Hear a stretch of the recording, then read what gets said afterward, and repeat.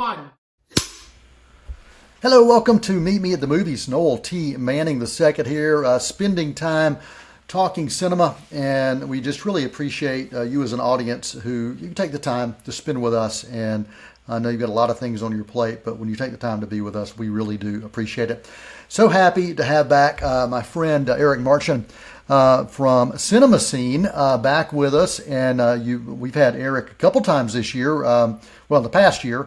Last year we had him on talking about the Toronto International Film Festival. We also had him on when we were talking about practically perfect cinema, and it's just always good to see you, Eric. Really appreciate you, man.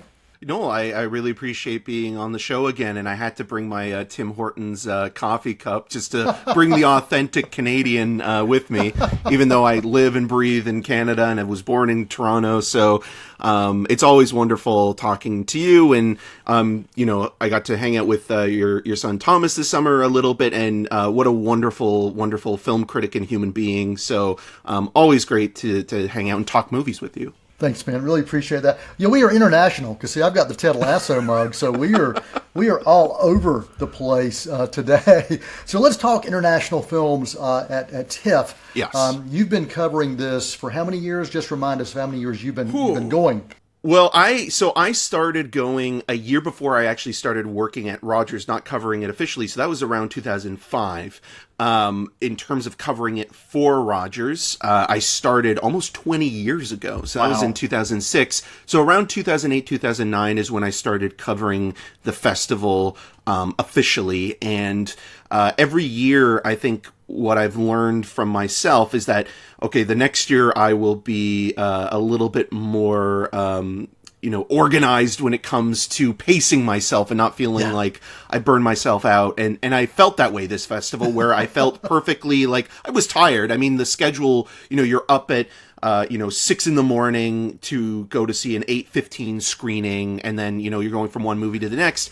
But I think what I did differently here is I didn't try to consume as much as I normally did, because I looked back at 2018 and 2017. I was seeing up to 51 movies during the festival. Wow. This year I only saw 31. Wow. And that includes pre-screenings that they had in August for critics. Yeah, and so we're talking 10 days that the festival actually runs.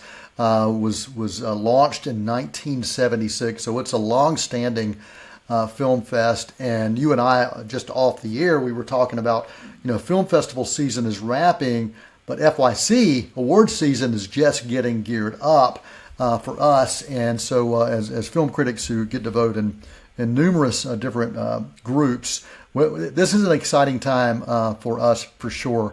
And I just want to make sure that we got a chance for you to talk about some of these standout films that you wanted to cover and wanted to let our audience know about. And we're talking about films that you're kind of able to view and give some thoughts on before most people get a chance to even know about them. But these are some maybe awards caliber films, right? Absolutely. I think, Toronto, it's interesting because Toronto is at this sort of impasse right now where in the next couple of years, it'll be fascinating to see how it is. When you look at the writing and the press releases, they were focused on being a buyer's market this year, more so than a festival to launch awards, even though that was still very much a big part of it. The Life of Chuck right now is being debated as, is this going to be picked up by a distributor in time to work out as an awards contender? But for me, the film that lived up to the hype that we were already hearing at Cannes was Sean Baker's Anora, which I think has not only just a fabulous performance from Mikey Madsen as the titular character, who lives and breathes not only in the film, but feels like it's a fully realized human being. It's one of those movies where, like, if you've seen a Sean Baker film, you kind of know what you're getting into. The docudrama, sort of observational, funny but dramatic, tonally comedic at times, playing with different genres and filmmakers of the past and present.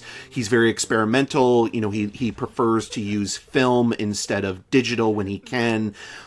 Looks at groups that are often marginalized within communities, or people that you wouldn't give a second thought to if it wasn't for watching the film. And this movie embraces all of those aspects, but does it in a way that's continually changing. At times you have this amazing character study, an anti-capitalist allegory, a screwball hangout sort of character arc with some of the supporting players that in any other film would be written as, one-dimensional hitmen or henchmen. And so with this, when you're watching it, you're just completely enraptured by the experience. And, it's a hard thing to live up to when you win the Palme d'Or, and a filmmaker that has constantly been delivering one great movie after another. I'm still a little bit upset that Simon Rex didn't get any major award nominations outside of the one win for the LA Film Critics.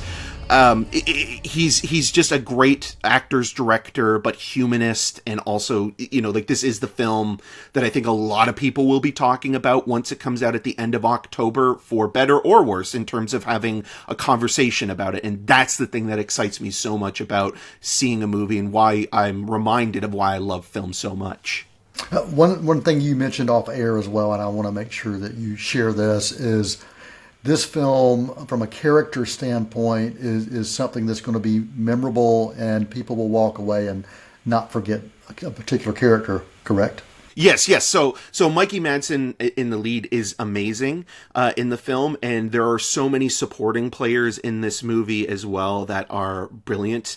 Yora Borofs in particular has a very subtle supporting role that gradually builds into something unexpected. It sneaks up on you, and without giving anything away, the ending of the movie, and maybe this is also a good segue, reminded me very much of the way I felt emotionally devastated watching David Cronenberg's Dead Ringers and The Fly.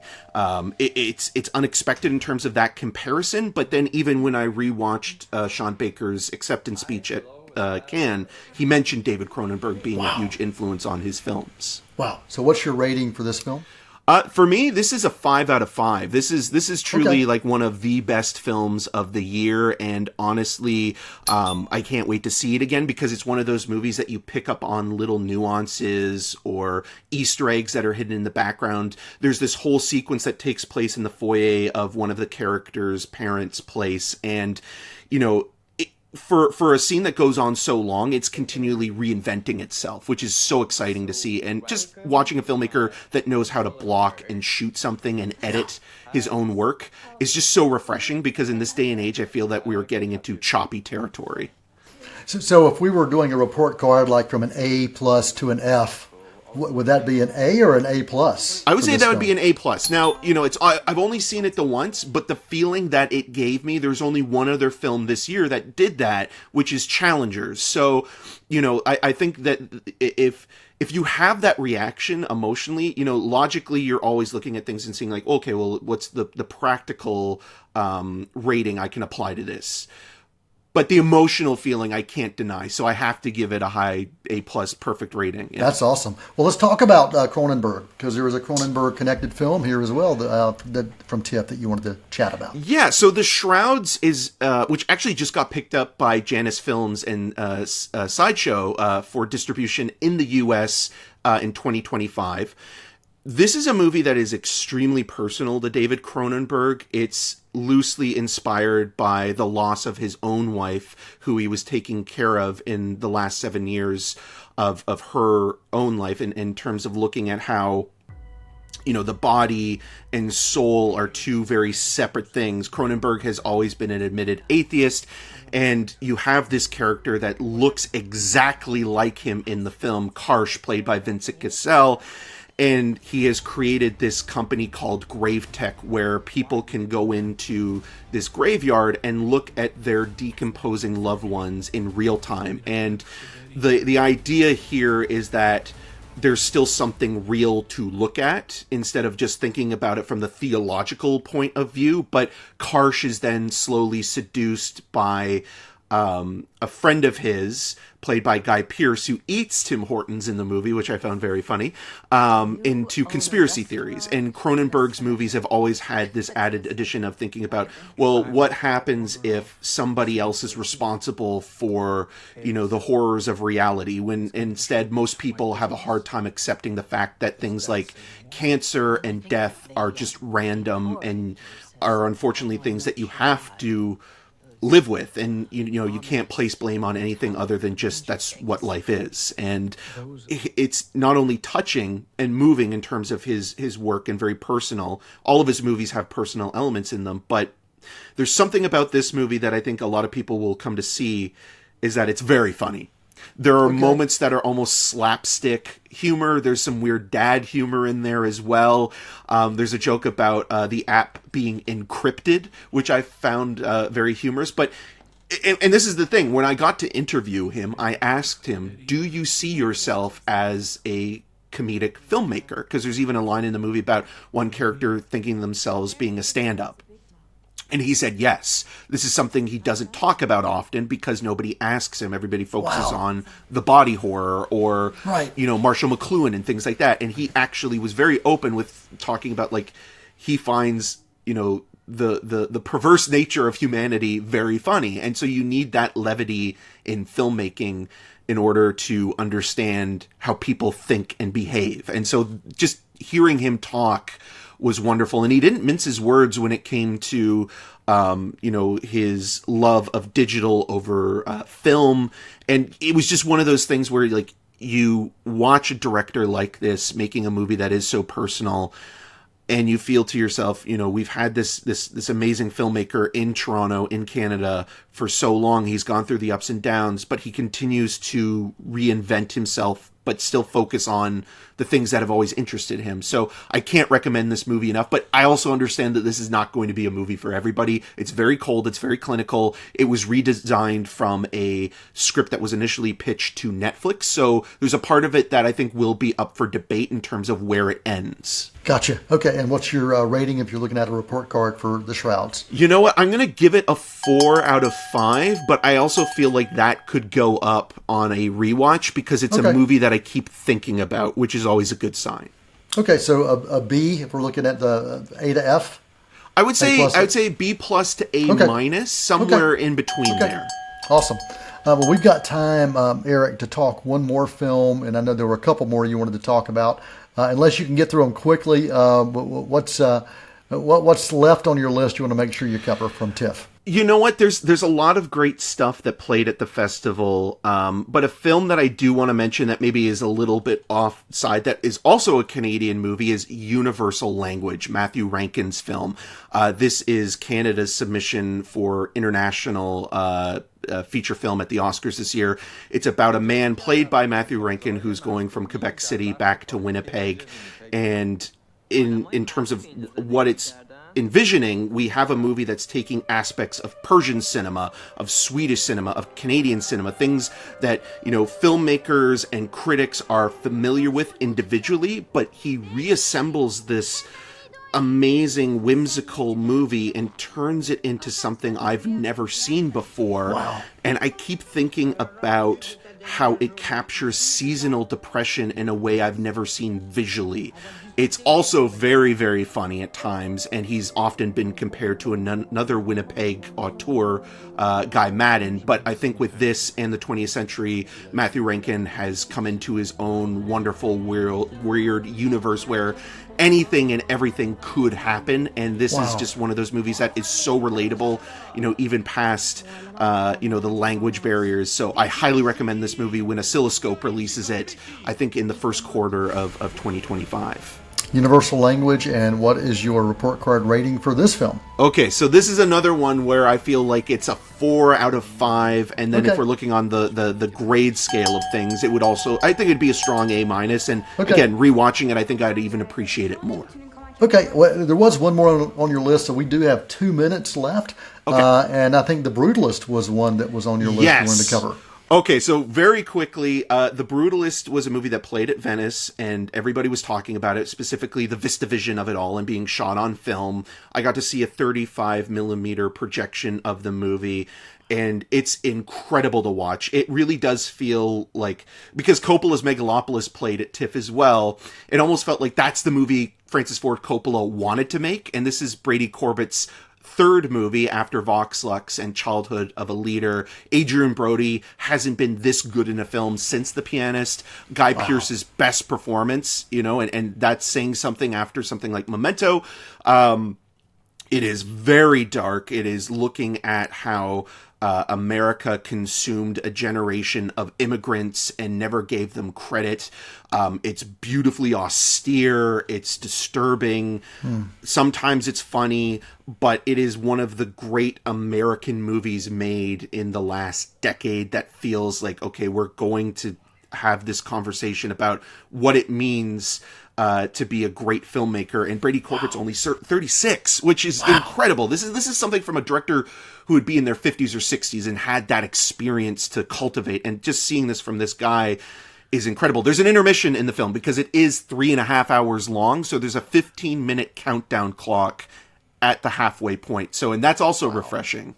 Wow. Okay. And what is your rating for The Brutalist? I'm going to give it 4.5 out of 5. I think it's phenomenal. It's just one of those movies where you watch it and you're like, okay, there is a generation that is carrying the traditions of, the John Hustons of this world still. And that is what I am so excited about. I think it is one of the best of the year. A24 picked it up. Hopefully they'll release it by the end of the year for awards consideration. But it is also an A movie when it comes to a letter grade.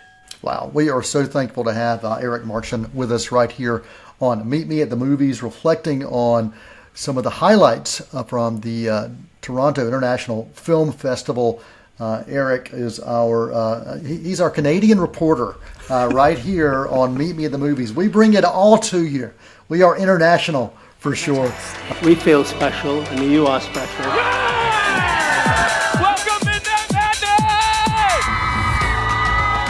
Hello, everyone. Thank you so much for being here tonight. Awesome. Eric, thanks, man. Always good to see you. Always good to chat with you. And for those joining us, stick around after this quick intermission. We'll be back. Thomas Manning has an interview with Danny Ramirez from the film Winner. Going to be talking about that film and maybe some connections to Marvel and Top Gun Maverick. So stick around after this quick intermission. Won't you come and meet me at the movies? Won't you come and watch a flick? Hi, I'm Nikki Bliss Carroll, your host for Cleveland Connections, the show that explores what's happening at Cleveland Community College. Join us as we sit down with members of faculty and staff to discuss programs of study, upcoming events, and other exciting campus news. We'll have a new show for you each month on C19 TV, or you can stream us online at c19.tv. Tune in and connect with Cleveland Community College on Cleveland Connections.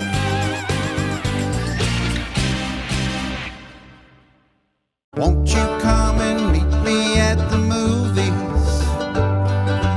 Won't you come and watch? Hello, welcome back to Meet Me at the Movies. Noel T. Manning II here, and we're happy to have an interview lined up.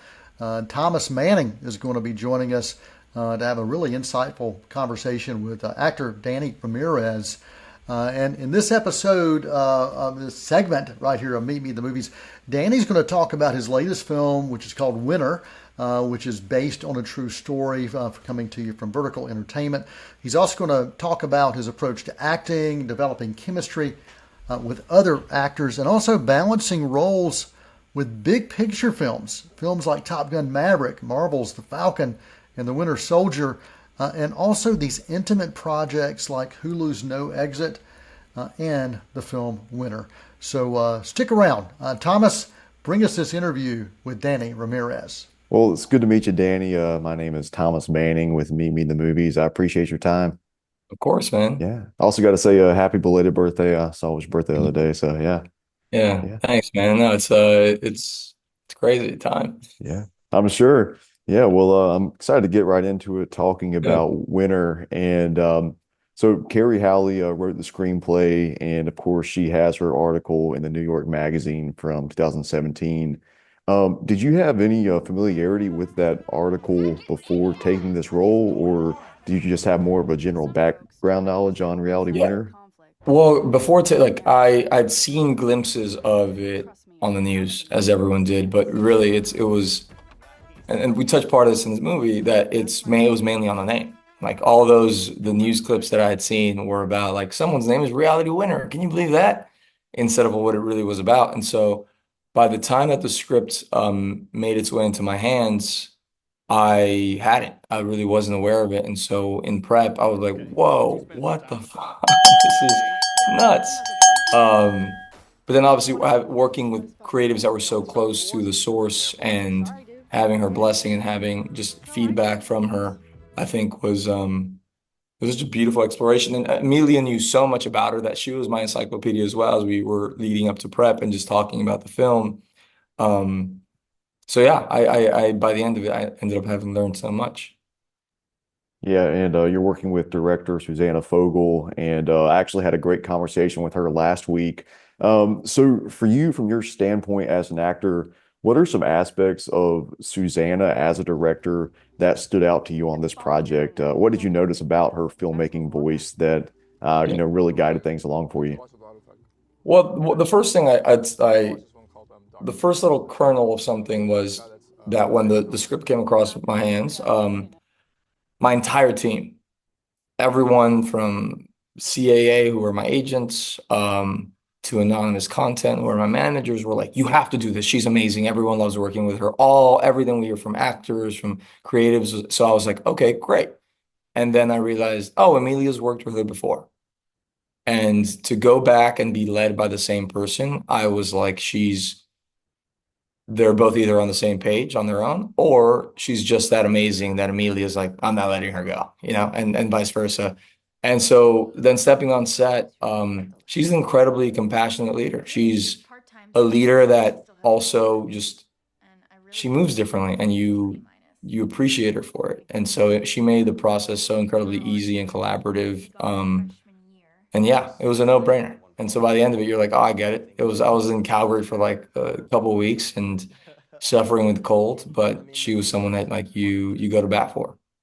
And speaking more of your work with Amelia, that chemistry between you, I'm curious, is that chemistry something that's just naturally there for you as performers, or does it take a little bit of time to find that? Well, I think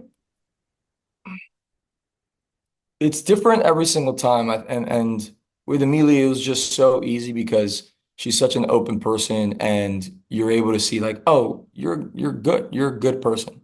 And so within that, building something together, especially since that, and to me, it always helps when the first time they ever meet is a scene, right? We quite literally play out this meet cute in real life that like allows you to both understand like, hey, this is a fresh relationship.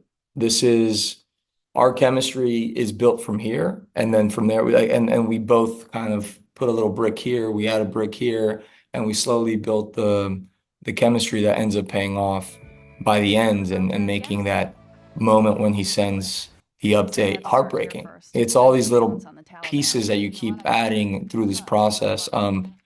But it's easy when it's with an actress like Emilia Jones. She's a powerhouse.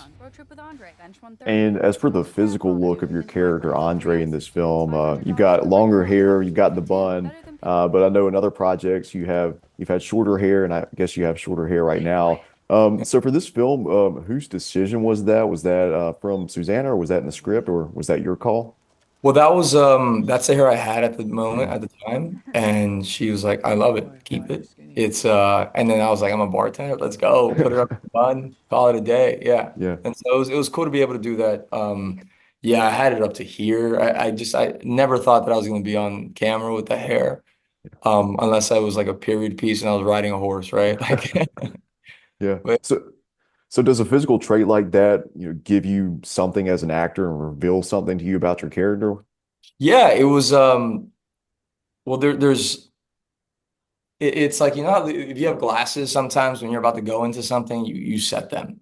When I had this hair, there was moments that whether or not they made the film, or like you're about to say something, you prep yourself, right? Like, and so there's this relationship with getting ready that was physicalized. And when I have shorter hair, it's just kind of set it and forget it. But with this, it was such an active part of Andre's character, and things I had to think about that I authentically thought about in my day to day. It was like, I gotta get this hair out of my mouth. And so like things like that really grounded it in like a waking up scene that like really had it in my face the whole time. And I was like, oh God, this hair, I could just cut it off. And that frustration or the flicker of frustration lets itself be known on camera as well for a completely different thing outside of the scene. And so it definitely does help. And when you look at yourself in your full fit, your entire wardrobe, and you don't recognize yourself from how you normally see yourself, I think that goes a long way. And for the past few years, you've had a good back and forth going between big budget productions like your Top Gun Mavericks or your Marvel projects. You've got The Last of Us coming up, and then having that balanced out with smaller indies like Winter or Root Letter or Chestnut. So has that been a conscious decision, or has it just been more of taking advantage of any interesting opportunity that crosses your desk? Well, this is this shout out to the British actors out there, the Benedict Cumberbatches. They just go towards the story, you know, like they go towards a story that intrigues them, and part of, I guess, where where acting training really helped was just like you could find something, like if you find an attachment to something, like search it to the end of the earth. Sometimes it's a miss, sometimes it's a hit, but I think part of that is what keeps it alive, especially with knowing how long it took to film Top Gun and Marvel. It's a different beast in of itself. And so having a contained amount of time to tell as long of a story sometimes helps refresh, like, oh yeah, this is how it feels day to day, scene to scene. And it builds a muscle of cohesion that when you then end up spreading that over 10 months, you're like, okay, I know that we're jumping back and forth through time, but this is what that feeling was when it was all slammed together. Like a movie that I did that was the blessing was in regards to that was No Exit. So No Exit, we shot from scene 1 to the finale in a row, all slammed in time. And things like that are why I do it, but then also there's a different story at a different scale. And so those sometimes draw different parts of you that I'd like to continue exploring. And so for me, it's not about the budget, but rather creative and what the script itself is meditating on. Yeah, and your Maverick co-star Glenn Powell, he's had quite the year. I think some people have called the past few months the summer of Glenn Powell. Boy. Yeah. Yeah. And I know next year, of course, you'll have the new Captain America film, The Last of Us. So here's to hoping that we have the spring of Danny Ramirez coming up. Feel free to take that and run with it. So Thank you, man. Thank you. No, we'll see. We'll see. We'll see. yeah, We'll see. yeah, Yeah. I don't need a season, I just need I need a couple weekends, you got it. Show up at the movies. I'll be there to support, I promise. So, Appreciate you, man. well, it's been great speaking with you, Danny. I appreciate your time. Congrats on the film, and hopefully we share more conversations in the future about whatever else you got going on. Absolutely, man. Appreciate you. Pleasure meeting you, man. Thanks. You have a good one. Thanks to Danny Ramirez for joining us right here on Meet Me at the Movies. And Thomas, thanks for bringing us that interview. Also want to thank, special thanks to Eric Marchen, who shared some thoughts from the Toronto International Film Festival and some of his favorite standout films that you're going to be hearing about during awards season. Until next time, for the entire cast and crew right here at Meet Me in the Movies, I'm Noel T. Manning II. That's a wrap. Many films to view until we meet again. Next time we see you, we'll gladly fill you in. We'll tell about the happy and the sad ones. We'll talk about the good ones and the bad ones. Many films to view till we meet again.